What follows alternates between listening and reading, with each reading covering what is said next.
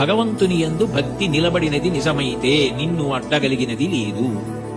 అటువంటి వాడికి కైలాసమే కనపడినా బ్రహ్మలోకమే కనపడినా త్రోవలో వెళ్ళిపోతున్నప్పుడు ఒక వ్యక్తి దాహం తీర్చుకోవడానికి ఆగి ఒక్కసారి చలివేంద్రంలో నీళ్లు తాగి వెళ్ళిపోయినట్టు ఆగి చూసి వెళ్ళిపోయే లోకాలే తప్ప అబ్బాయి ఇవి బాగున్నాయని వాడు ఆగిపోతాడు. అదే బ్రహ్మలోకం.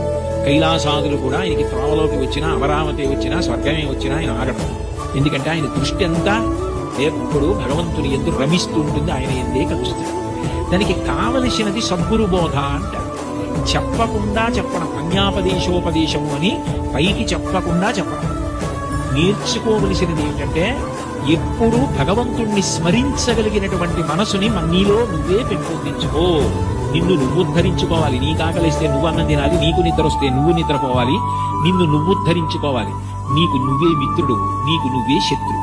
నీ మనసు లౌకిక విషయముల యందు మాత్రమే అనురక్తమైతే